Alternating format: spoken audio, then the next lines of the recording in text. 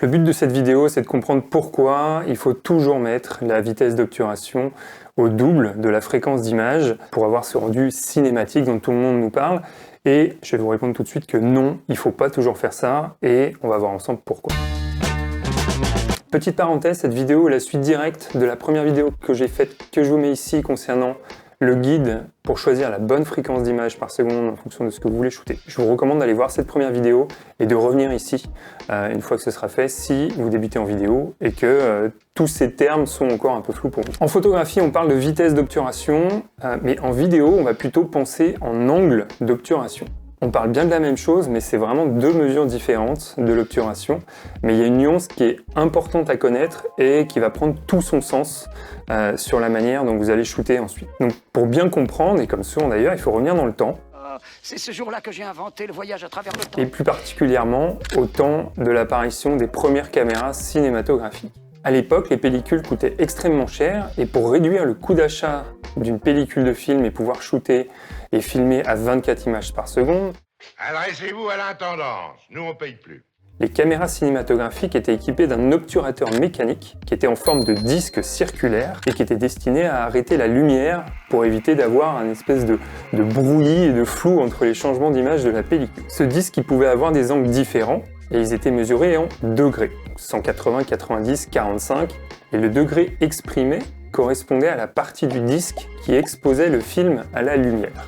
Plus l'angle d'obturation était grand, plus on faisait rentrer de lumière et plus le flou de mouvement était important. Plus l'angle d'obturation était petit, moins on faisait rentrer de lumière et moins il y avait de flou de mouvement. Je pense que vous commencez à voir un petit peu où est-ce que je m'en viens. L'angle de 180 degrés s'est imposé comme la norme cinématographique à cette époque parce qu'il permettait d'obtenir une qualité d'image avec un flou de mouvement le plus naturel possible pour l'œil humain. Aujourd'hui, en 2023, l'obturateur mécanique n'existe plus sur nos caméras et nos appareils fonctionnent aujourd'hui tous avec un obturateur digital et électronique et celui-ci est exprimé en fractions de seconde. Ça a alors posé la question, mais comment on obtient le rendu cinématographique à 24 images par seconde qu'on avait l'habitude d'avoir avec nos vieilles caméras de l'époque? Notre œil s'est habitué, alors j'aimerais continuer à avoir la même chose en termes de rendu, s'il vous plaît. Merci bien.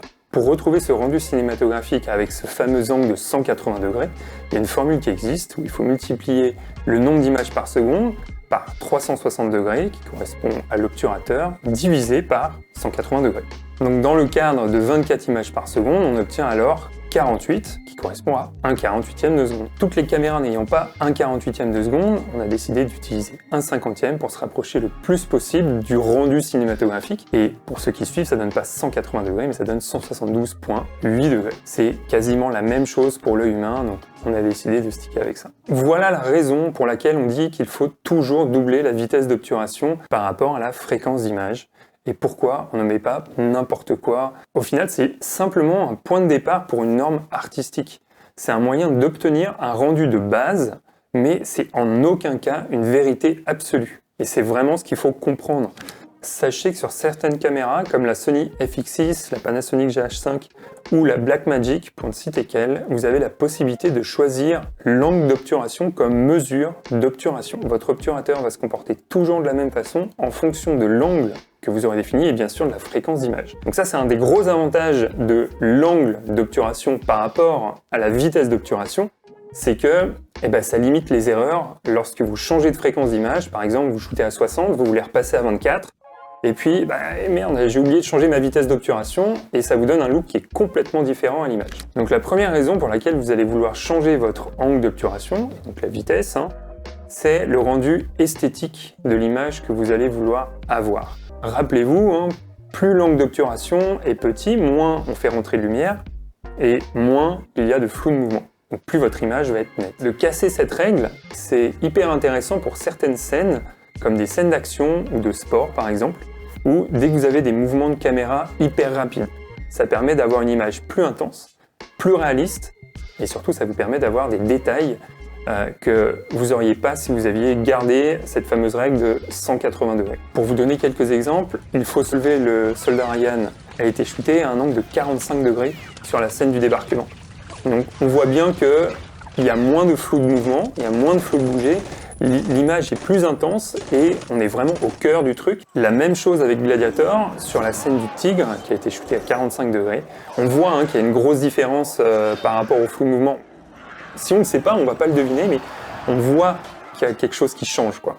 Voilà, donc j'espère que cette vidéo vous aidera à y voir plus clair.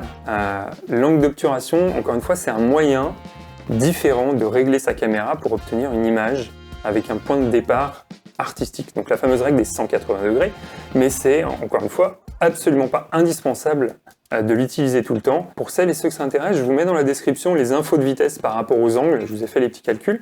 À vous de vous en servir pour mettre en valeur ce que vous souhaitez filmer, évidemment. Si vous avez des questions, des remarques, n'hésitez pas à me les envoyer dans les commentaires, ça me fera vraiment plaisir d'y répondre. Et je vous dis à la semaine prochaine. Salut!